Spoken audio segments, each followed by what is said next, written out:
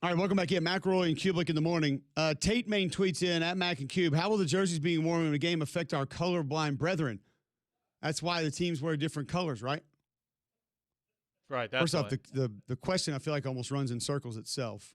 However, I can't speak from experience. I don't know. Will they all look the same to them? I don't know exactly how it works. I mean, last I've never I checked, been colorblind. You can still see the T in the numbers, so at that point, that should still be able to help you differentiate.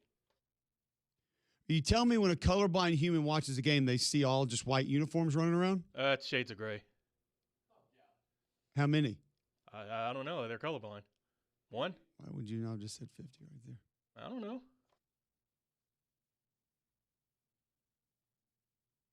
I don't know how this works.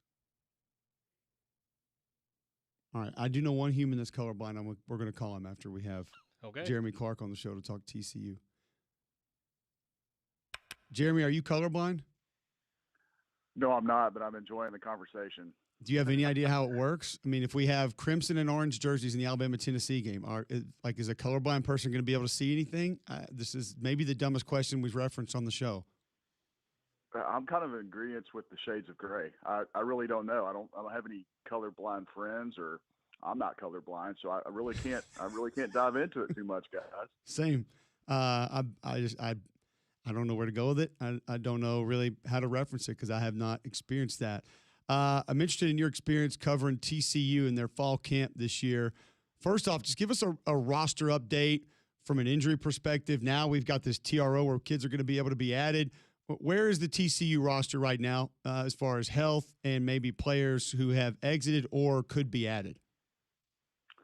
Well, as far as players that could be added, I think Sonny Dykes went into it a few weeks ago. I don't think they're looking to add any guys that want to come back. I think he's mentioned the team chemistry and just guys that have been working hard since January through the summer, going through fall camp. He doesn't really like a lot of change that can change up chemistry of a room. So I don't foresee them adding any guys back to the roster. As far as losing guys, I mean, they obviously this week they dismissed Jacob Fields for a violation of team rules. Can't get into specifics on why that happened, but he's no longer part of the program. And injury-wise, it's just typical fall camp. You got guys that are banged up here and there. Some of it's precautionary; they're going to be back, but it's a little over a week away from 26 kickoff against North Carolina and Ireland, so they're all looking forward to it. I've gone to watch some of Jaden Craig's film. I was impressed with what I saw. Big arm, big human, great pocket presence. I don't think the scheme necessarily mirrored what he's going to run there. What are you getting from the Harvard transfer that's going to be the TCU quarterback this year so far through fall camp? Well, I think, honestly, the offense does fit him pretty well because if you look at why he chose TCU, a lot of that had to do with Gordon Samus coming in from UConn. Gordon runs more of a pro-style offense. I've been around the program for 21 years, and I've really never seen this type of offense where they're in 12 personnel, sometimes 13 personnel, under center a lot, using a lot of pro-style cadence. I think the offense fits Jaden's style pretty well. He's a big guy, like you mentioned. He's 6'3", 230. He's a little bit bigger than Josh Hoover was. He's more of a athlete than Josh was. Doesn't have quite the arm strength that Josh does, but that doesn't mean he doesn't have a strong arm. But what I've been most impressed with Jaden so far through what I've seen in spring camp and fall camp is he takes care of the football. He doesn't turn it over. I think in 15 practices through fall camp, he's thrown 3 interceptions, and 2 of those bounced off his receiver's hands. So he's done a really good job of taking care of the football, which that's a huge emphasis for Gordon Samus. I mean, at UConn last year, they literally had 2 turnovers, not in the game, the entire season. So the emphasis on taking care of the football is huge around TCU right now. I think he's done a really good job just getting the team around him. He's not a raw guy. He's not going to be a vocal guy out there. He just kind of leads by example, and so far he's looked pretty good doing that. Jeremy Clark of 247 Sports joining us on the Higginbotham Hotline to talk TCU. See, that's why we have you on. I didn't realize the offense was going to shift that dramatically, specifically being under center, things of that nature that would fit what I saw. However, on the reverse, you're going to have a guy going from Sonny's system essentially to now what it feels like TCU is going to do more of with Josh Hoover going to Indiana. You covered him. You saw him. I'm just interested in how you see that fit for the Hoovers this year. Well, Josh is he's a really good quarterback. I'll say that starting off. He's got a really strong arm. He's really accurate. One of the things that I liked about Josh when he was at TCU is he's really good at those back shoulder throws, similar to what Fernando Mendoza was able to do in their playoff run. Just make those throws where only his receiver can get to it, and Josh does a really good job of that. I think with him having Kurt Signetti coaching him and holding him real accountable. Not to say that Dykes didn't, but I don't think Josh is going to have as long of a leash, so to speak, at Indiana like he did at TCU. Because I really feel like when you look back at what he did at TCU, he put up huge numbers. He had a lot of passing yards, set records, but at the same time, he also was in situations where he was making mistakes. There were games where he would turn the ball over in crucial situations. But at Indiana, he has more of a run game. He really didn't have that at TCU last year and really in 2024 as well. So I'm looking forward to see what he can do. I know obviously Indiana's coming off a national championship run. He's got tremendous shoes to fill with Fernando. So a lot of eyes are going to be on him, and it's going to be interesting to see how he kind of handles that pressure this year. Defensively, what are your expectations based on what you've heard through fall camp so far this year for TCU? Well, what I saw in spring and what I've seen in fall, they're a fast defense. This is year 3 under Andy Avalos, and what do you do when you know what you're doing? You play fast, and so that's what I've seen out there with the defense. They're pretty athletic. They've got a really good defensive line. They did a really good job. TCU kind of does it. They take a lot of criticism for the way they go after high school recruiting. They don't spend a ton of money, but where they like to spend money through portal is retention. Yeah. And they've done a really good job of taking care of their players. Not a lot of players leave TCU. So for them to get back the entire defensive line that they had last year was huge. Marcus Dill in the middle, 6'5", 315 pounds. He was a very highly recruited guy, had offers from all the SEC, including Alabama and Georgia. Really big year for him coming up. He's kind of that guy that you look at and you're just thinking, man, that's an NFL guy right there. But Anzo Dembua is another guy on the interior that's really good, become more of a vocal leader this year. Paul Oyewale missed all of 2024, came back in 25, had 3 sacks last year, but they're expecting him to have a big year. But I think the biggest question right now for defense is at linebacker. You lose 2 NFL linebackers in Caleb Elarmzor and Nnamdi Obiazor. And those guys had over 200 tackles combined last year. So they've got a Memphis guy, Max Carroll. He was kind of the 6th man at linebacker last year. He would come in to relieve Mandy or Caleb and just really knew how to play both Sam and Will, or Mike and Will, linebacker position. So I think he's going to have a pretty big year. But probably the best player on that defense, guys, is Jamel Johnson. He was the only all Big 12 preseason selection for TCU. He's a 4-year guy.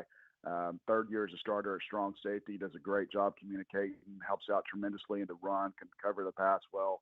He's had a tremendous fall, became more of a leader. So the bad news is very inexperienced at linebacker, but the good news is it's kind of sandwiched in between a very, very experienced room on the defensive line and in secondary.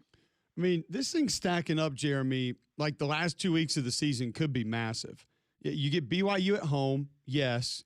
Don't really know what we're going to get from West Virginia, so that one could always be tricky. I mean, maybe a trip to Arizona with Noah Fafita back could be complicated. K-State's a little bit of a question mark. Those are still mostly later in the year.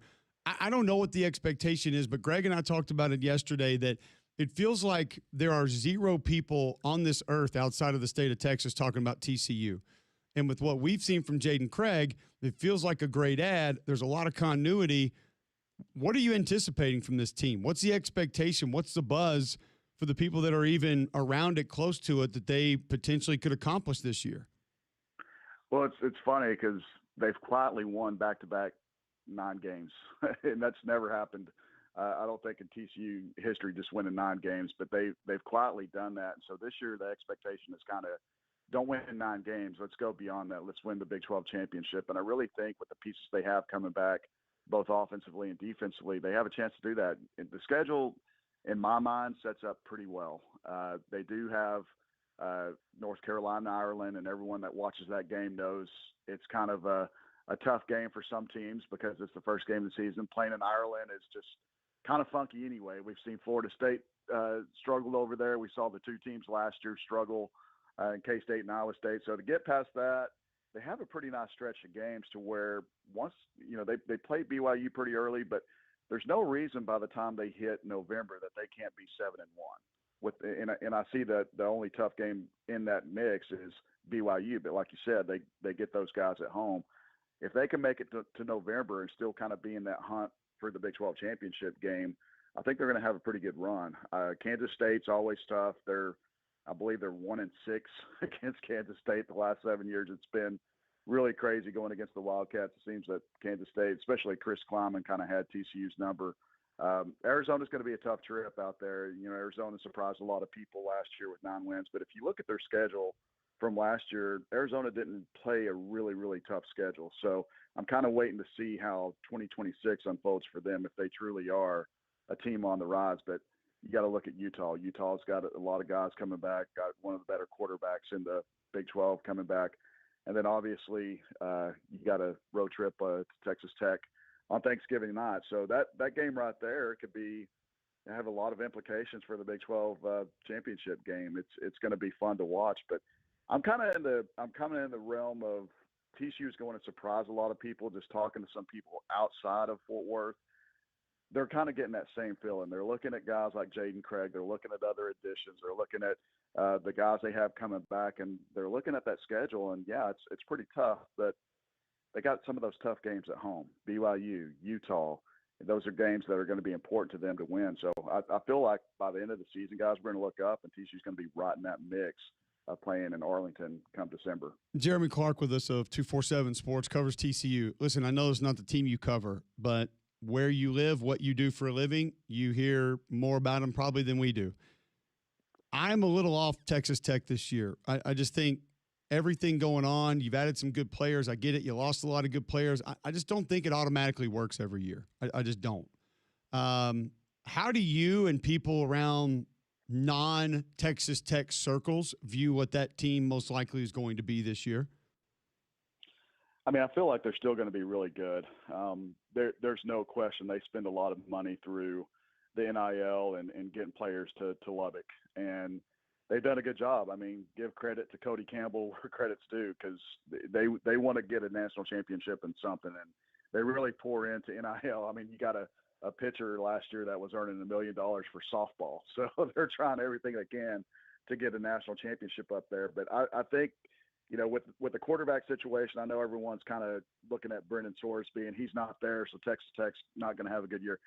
Hey, man, I'm a Will Hammond truther. I saw this kid in high school. No, he's a good player.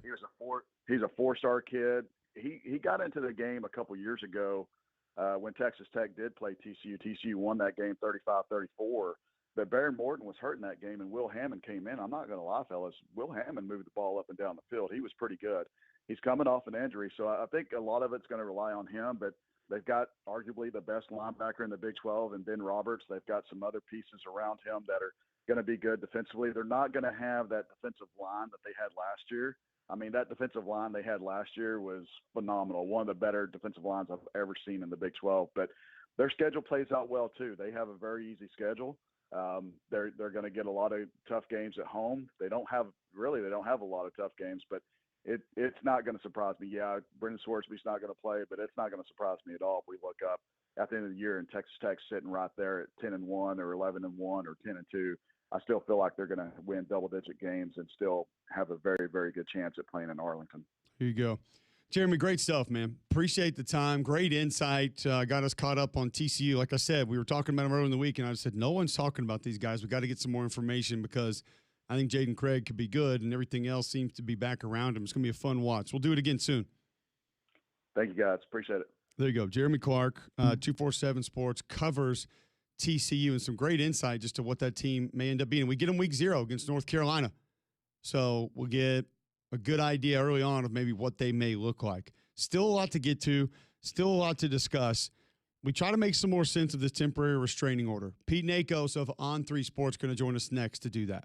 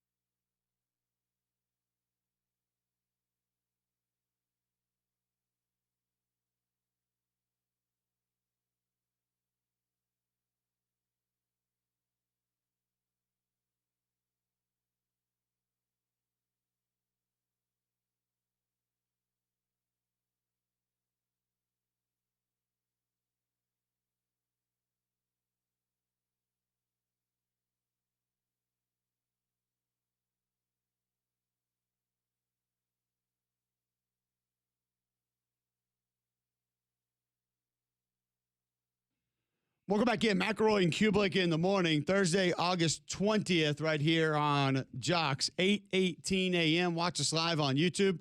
Search Jocks945. Always a way for you to be a part of the show there. Online, jocksfm.com. The app is in your app store, iPhone, Android. Download that for free. And don't forget about our friends at Bill Smith Buick GMC.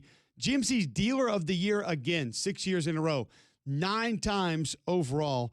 Alabama's largest GMC dealer with Alabama's largest discounts. Best customer service. 75% of their sales are coming from repeat customers. Incurred deals are going to include a brand new GMC Sierra 1500 Crew Cab SLT loaded with X31 off-road package.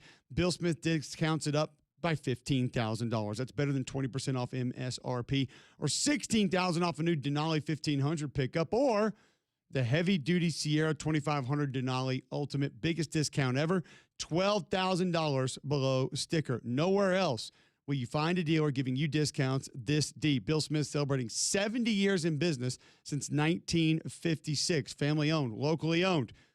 Huge used car superstore as well with plenty of vehicles to fit any budget. The savings and customer service well worth the short drive up I-65 to exit 310 in Coleman. And the GMC's 9-time Dealer of the Year. Or you can shop online at BillSmithBuickGMC.com. All right, let's go back to the Higginbotham hotline now. Welcome in Pete Nakos of the On3 Sports Network. Pete, this temporary restraining order that was dropped yesterday for 16 players in the state of Louisiana, the biggest difference here, I'm assuming, is that this judge also orders the transfer portal open. Is that how you would see this? Yeah, what's going on, Cole? Yeah, this TRO in Louisiana allows 16 former college football players to return for this upcoming season, and it opens a transfer portal for those specific players for a week long starting yesterday. What is the conversation that you're hearing about from coaches, personnel directors in college football about maybe just the desire to add one of these guys to their rosters this late? Yeah, it's such a mixed reaction, right? You have a lot of people rolling their eyes, talking about how big of a headache this is, and then you also have people who are talking about how they feel like they can go out and improve their roster significantly in some situations 2 weeks before the start of the season. So it's I feel like yesterday was really a nutshell of where we are right now in college athletics and college football specifically, Cole, and just the judges having such a huge sway now. The thought of the portal opening and impact players being able to make their way onto teams with the season starting in like 14 to 17 days. Pete Nakos with us from the On3 Sports Network on the Higginbotham hotline. For the coaches that are, kind of against it or a little bit wary of adding one of these guys, how much of that is the restitution down the line of maybe having a game taken away or your team not being eligible for the postseason if you were to have then been ruled to be playing an ineligible player? Yeah, so the TRO puts the NCAA's rule of restitution. It enjoins it for the time being. So I think that gives some schools some confidence they can go add a player. But it's also like at the conference level too, Cole. Like all these Ole Miss players, Xavier Harris, the star defensive tackle who is expected to enter the transfer portal. Current SEC rules wouldn't allow him to transfer inside the SEC. So what are his real options? Is there an option out there better than going to than staying at Ole Miss because he can't transfer inside the SEC the way the conference rules are written right now? So that's a lot of things that people are sifting through today. Yeah, it feels like a giant mess, and I think the mistake, Pete, that a lot of people are making when they're looking at Jack Pyburn, Xavier Harris, Trent Hendrick, whatever that is, they're assuming that they just are going to end up back at LSU or JMU or Ole Miss. That's obviously not the case. These guys, they wanted to get to the portal, not necessarily back to their old schools, correct?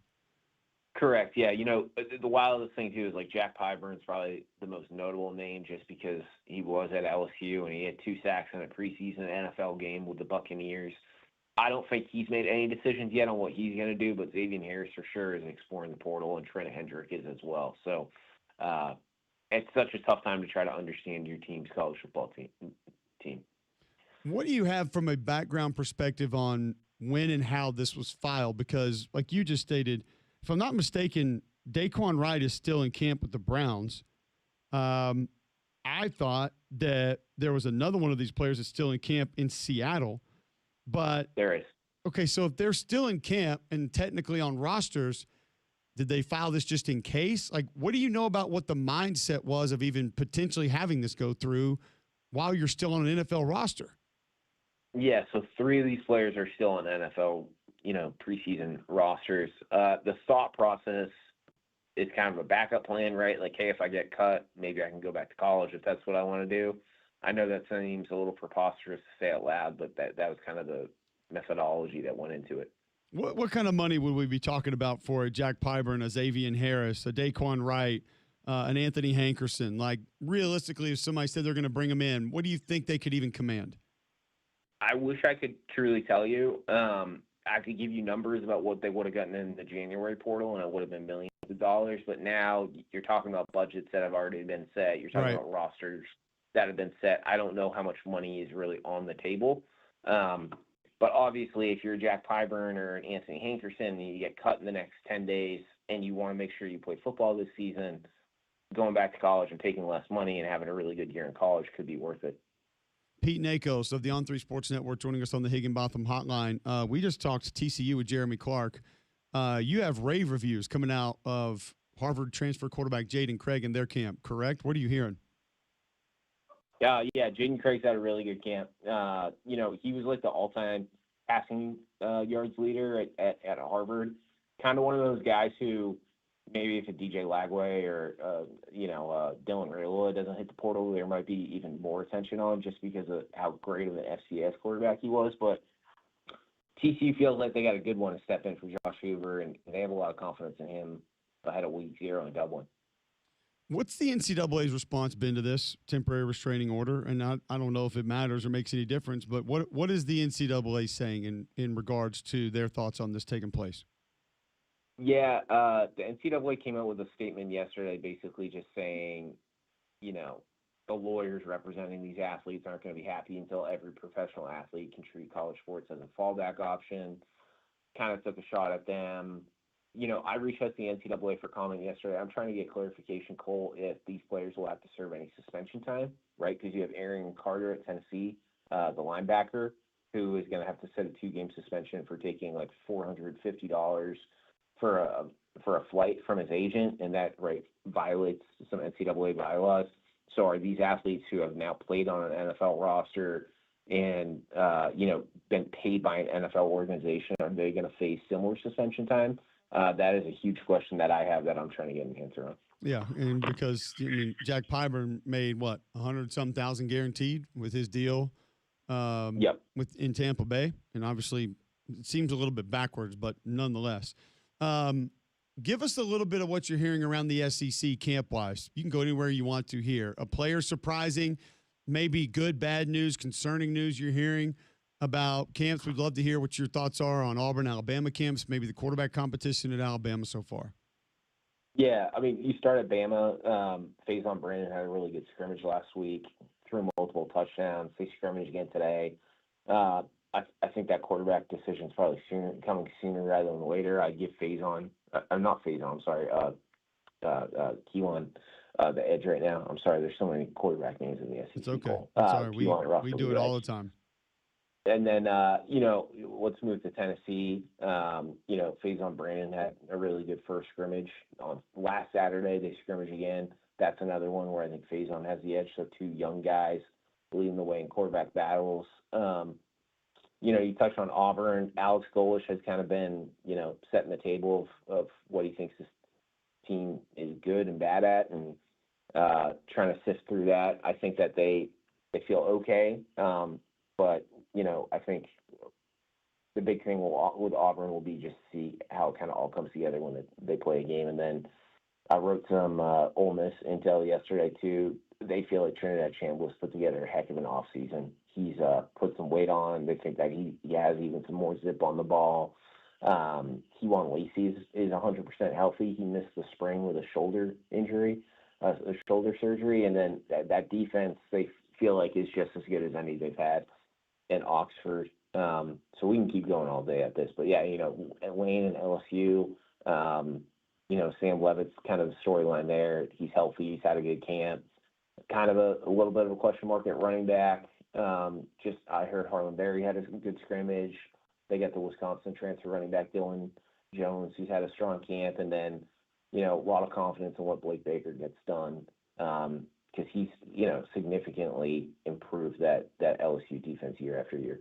All right, so before I let you run, we talked a little bit earlier how the case in Colorado would allow players to return to their former team, and this was going for that extra fifth year of eligibility. Can you just sort of outline the differences in this TRO that came out of Louisiana yesterday, the Colorado case, the two differences, and maybe where that Colorado suit is right now?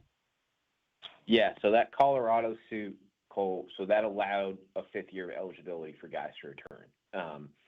That did not allow them to enter the transfer portal, which is the reason why we have seen lawsuits pop up in like Tennessee and Kentucky and now Louisiana yesterday that request judges to allow them to enter the transfer portal.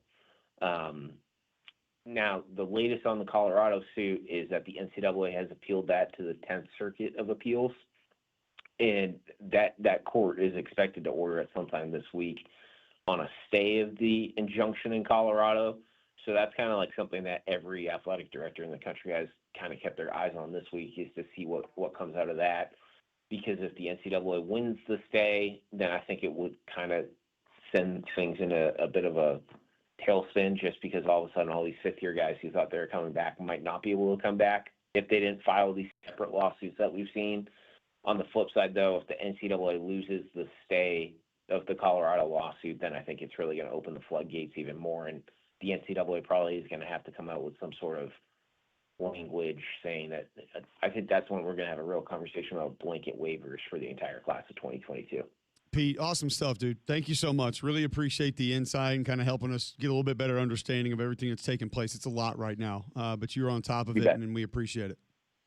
Thanks so much, man. Have a good one. All right, Pete Nakos of the On3 Sports Network joining us on the Higginbotham Hotline. We'll try to continue to follow up, make a little bit more sense of where he went there, and more of your responses to this, including what we referenced with the New Jersey game in the SEC, next on Jocks.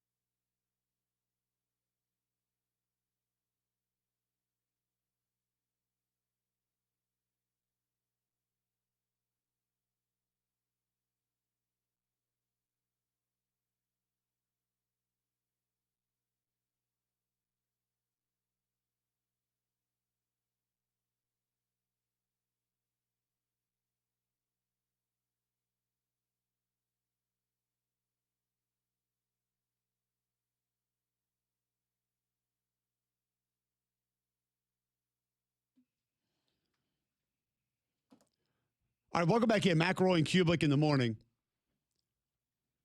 8:34, Thursday, August 20th, right here on Jocks. We got a lot to get to. We still have audio from coaches that we need to hear, camp updates that we need to discuss, talk about.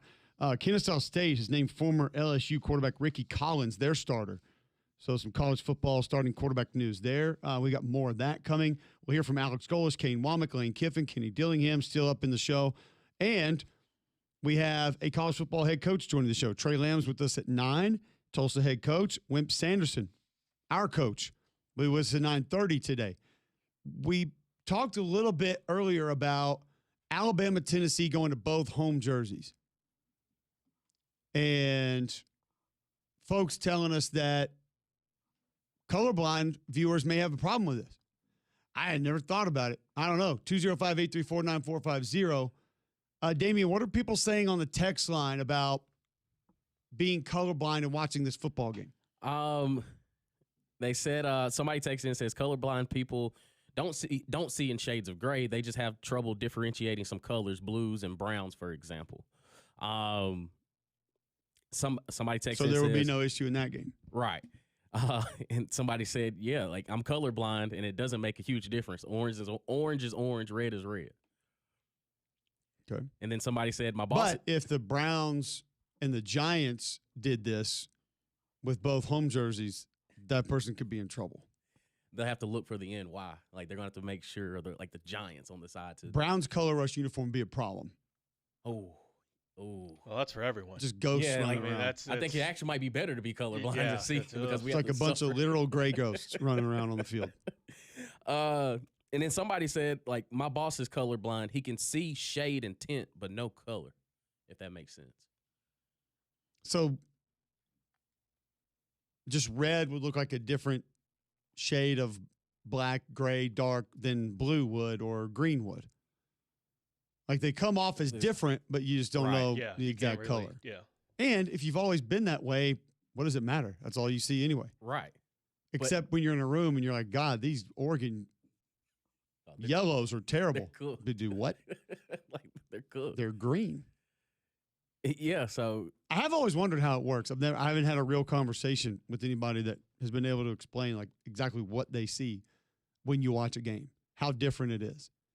Is it better for you if they wear dark helmets, white helmets? Right. Like helmets with is Michigan a better watch than Penn State for a colorblind individual? I don't know the answer to this. But at least Michigan, you'd have something to be like, all right, I can determine that there's two shades on that helmet, so I know which one it is. When you're watching Alabama, the numbers are kind of small. Like, anytime you've watched Alabama, I imagine number 11, number 1, number 7. It all kind of hard to pick up that number on that helmet. So I don't know. See, I never thought about it like that. Somebody asked Cole, does this open the door for Alabama and Auburn getting home games, home colors? I've seen a lot of people say they don't want that. They wouldn't want that. I don't care. Yeah. I mean, is the Iron Bowl less meaningful if we don't have a team wearing white? I would, if it's in Tuscaloosa, I want Auburn to wear white because the all whites look great. Correct. Specifically with the new white face mask. Like, I'm all for that. That is one uniform alteration change that I have been on board with. That looks amazing. Now the blue's okay. The orange, the metallic aspect of the blue and orange face masks for Auburn, I'm not a big fan of. Yeah. That's a little too arena ballish. Not up on that. Don't need it. What? So it's the same Paul from Wadowee. He said, we've got a bunch of prima donna colorblind people when we need colorblind people punching the rainbow to get the color out of it.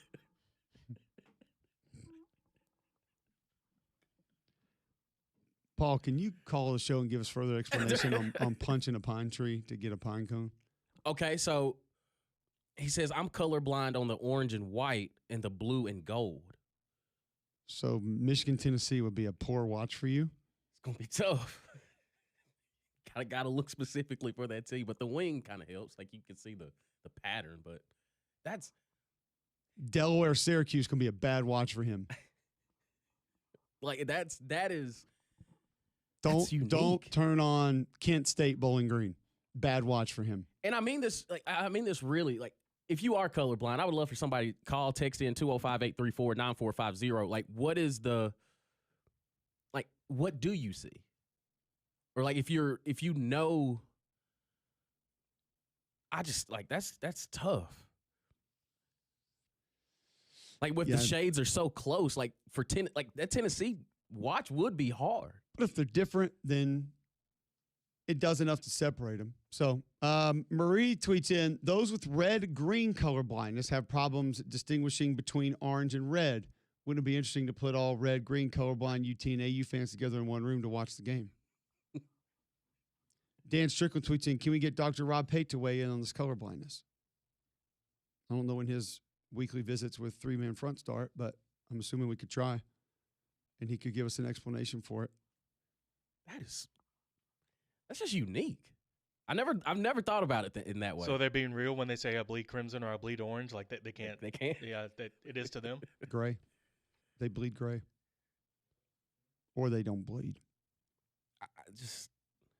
Okay, so a bunch of colorblind people complained when the Jets and the Bills both wore their color rushes. All green versus all red. It all looked the same. What do you complain about? I mean, I understand it's frustrating, but what do you ask them not to? This is blasphemous, this disrespect to the colorblind community. Okay. I have no idea. We will attempt to find a couple of more answers during the break. I have a few ways we may be able to do that, and we'll try it next right here on Jocks.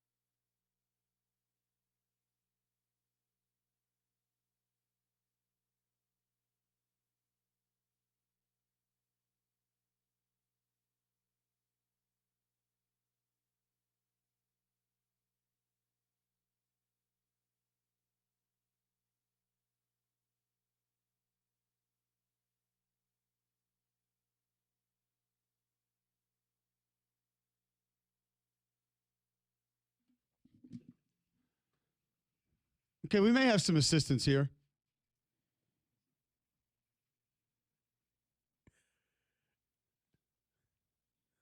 8:44, Thursday, August 20th, right here on Jocks. 205-834-9450. Hank in Florida would like to discuss colorblindness. Welcome in, Hank. Hey, man. Hey, how you doing? Doing great. How are you? I'm doing good. So yeah, basically, I have a hard time seeing certain shades of pink and green. Okay. And the lighter shades of pink just look white. I mean, they just look flat out white. And I have my wife all the time. We'll, be picking out clothes for my daughter or something like, oh, you want to get, that's white right there. She goes, no, that's pink. You go, what do you mean that's pink? It looks white, just completely white. And, it's always, for me, would be like clothes, right? My son will have something green. It'll be a dark shade of green. Oh, you got something brown. No, that's green, she says. I go, oh, well, that's news to me because I can't tell the difference. Okay. How much does this affect you watching games sometimes? Is it ever truly difficult? Well, seeing that there's no teams that really have pink jerseys, I'm good there. And there's not really many teams that have real dark green jerseys. You know what I mean? So it affects me pretty much none. Okay. There you go. And I guess we've also learned today there are different aspects of it, like different shades of color blindness. So we didn't know that. Right. Hey. Right. So there's partial color blindness and there's full color blindness. Partial color blindness is just people that can't see certain shades of certain colors. And there's some people that just can't, really see color at all. There you go. Thank you, Hank. We appreciate the call. Thanks for clarifying it. Dang, so he must struggle with the Muppets then, with Kermit and Miss Piggy. Yeah. That's so wild. Or Jim back in the day, if y'all watched that one, when she would touch the earrings and turn into a rock star. But none of y'all know about that. That's okay. No, not too familiar. We have a request, John, a text into the show. For God's sake, play Colorblind by the Counting Crows on your next break. That's not. I don't know that song. I haven't heard the tape. Same. I try not to hear tape of Counting Crows, but that's just personal preference. I also like how our previous caller was laying out the levels of colorblindness. It's kind of like levels of football fan. Some folks watch every tackle football they can get. They watch the IFL championship game, and they watch the CFL and the EFA. Others just wait for the ABC Saturday night game. Yeah. So it's no different than that. You're kind of either in or out, one or the other. Steven on colorblindness on the Higginbotham hotline. Welcome in, Steven. Steven. Oh, yeah, sorry. It's okay. Yeah, it's very difficult. I'm colorblind. There's more than one type. You got hues and shades that's really hard to pick up on, like blues and greens, yellows and greens, reds and orange. It's hard to differentiate from. Okay, so this Bama-Tennessee game may be tough for you then. Like, do those two look the same? Like, if Alabama and Tennessee were wearing orange and red uniform jerseys, will those look closely to the same to you? Or even though they wouldn't be orange and red or crimson, they would still look very different? With me, the Bama helmet, the Bama would look like a darker orange.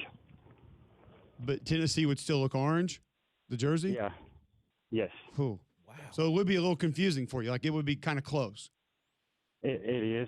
I used to mechanic on cars, and they'd give me some keys and be go outside and get the green car. Oh, boy. And I'd be look, colorblind here.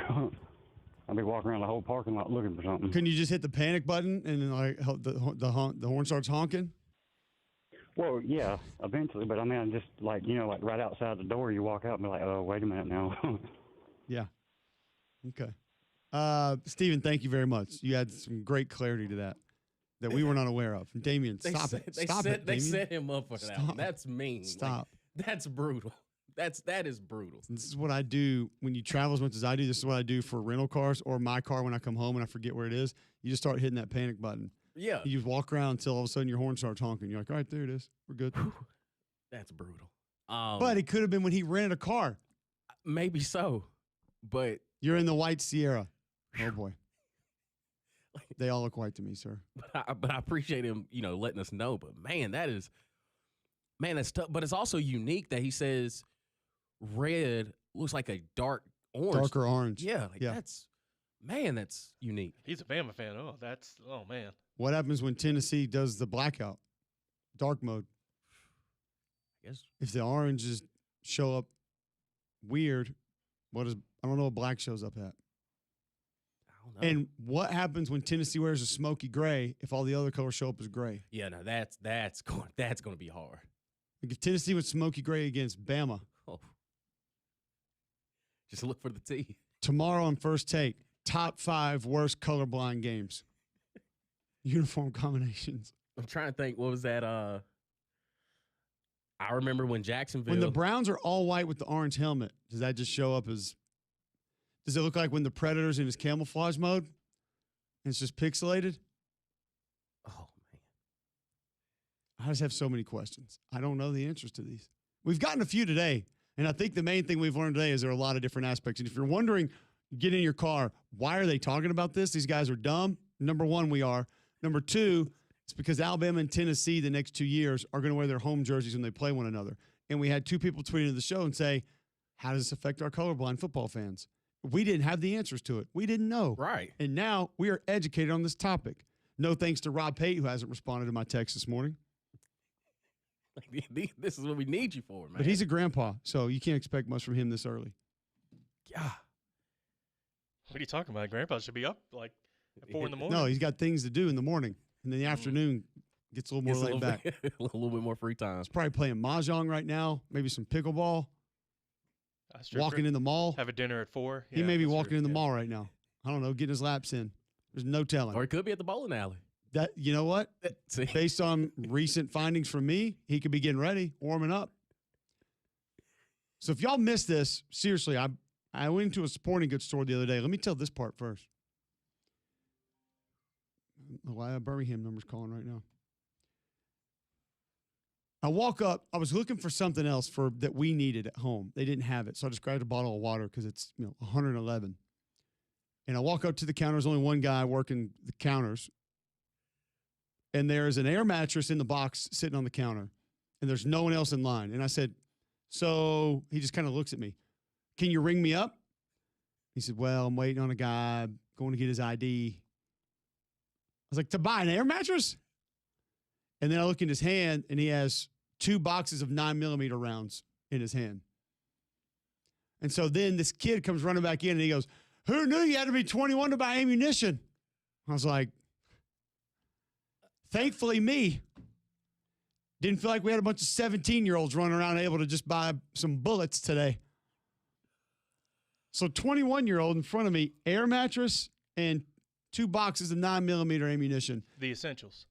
And, of course, my Dateline brain immediately goes to some really dark places. Netflix, here we come. Which, by the way, if y'all haven't seen Motherly Instinct on Netflix. Oh, yeah. Oh, wow. Insane.